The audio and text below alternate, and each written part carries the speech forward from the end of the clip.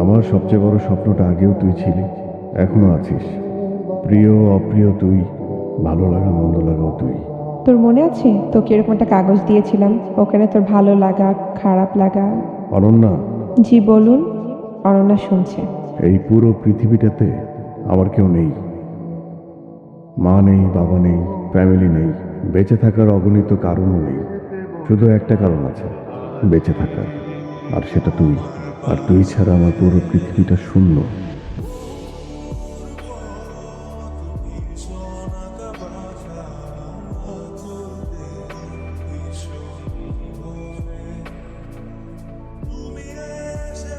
অবাক হচ্ছেন? ভাবছেন এত ভালোবাসলে অন্য একটা মেয়ের সাথে দুদিন পর কেন এঙ্গেজমেন্ট করছি? গল্পটা যেখান থেকে শুরু করেছি অবাক হওয়াটাই স্বাভাবিক। আমি বরং আরেকটু শুরু থেকে শুরু করি, কারণ গল্পটা আসলেই আমার না, গল্পটা অনন্যার। তোর জন্য দুইটা দুঃসংবাদ আছে, বল কোনটা আগে শুনবি? এটা কি ধরনের কথা? তোর জন্য দুইটা দুঃসংবাদ আছে? মানুষ কি বলবে? মানুষ বলবে হচ্ছে একটা সুসংবাদ আছে, একটা দুঃসংবাদ আছে, কোনটাকে শুনবি বল? সব মানুষ আর তুই তো এক না। আমার জন্য বিয়ের প্রপোজাল এসেছে। ছেলে জার্মানিতে থাকে, পিএইচডি করেছে ওখানে। দ্বিতীয়টা কি সেটা বল? আমার প্রমোশন হয়েছে। তোর প্রমোশন হয়েছে, এটা তো খুশি সংবাদ, কংগ্রাচুলেশন। আরে ছাড়, হাত কিসের দেখে congrats? কি? আমি বাসায় বলেছিলাম প্রমোশন হলে আমি বিয়ে করব।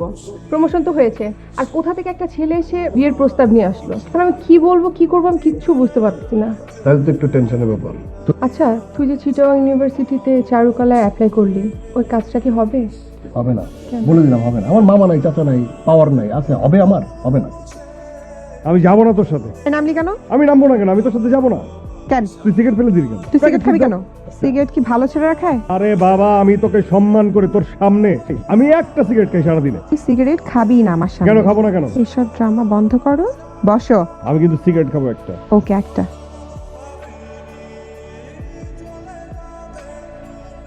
তুই আছিস? তোর সাথে কথা আছে। হ্যাঁ বলো। কাল রাফিদ দেশে আসতেছে, তোর সাথে কথা বলে দেবো। ভাই, আমি এই বিষয়ে কথা বলতে চাই না। আমি তোমাকে আগে বলেছি আমার অনেক দিন ধরে একটা রিলেশন আছে, আর আমি ওকে ছাড়া কিছুই ভাবতে পারছি না। আমি এত কথা শুনতে চাচ্ছি না।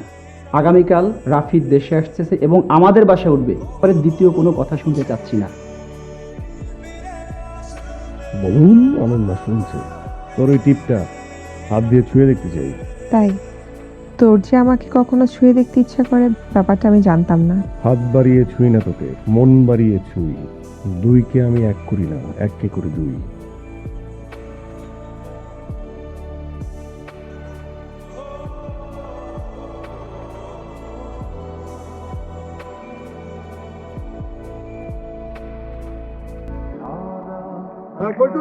বাসা থেকে মাত্র বের হলাম, আমি একেবারে চলে আসছি। বলিস কি? শেষ পর্যন্ত তোর মনের আশা পূর্ণ হলো। আজ তোর আমাকে বিয়ে করতেই হবে, বাসায় ফেরা কোনোভাবেই সম্ভব না। তোর কোনো রিয়াকশনই নেই, সত্যি করে বলতো তুই কি আমাকে বিয়ে করতে চাস না? শোন, আমি তোর সঙ্গে 1000 বছর আমার এই জীবনটা কাটাতে চাই।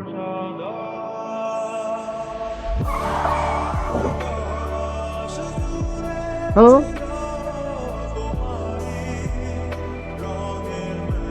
আমরা আমাদের সর্বোচ্চ চেষ্টা করেছি, কিন্তু আপনার বোনকে আমরা বাঁচাতে পারলাম না।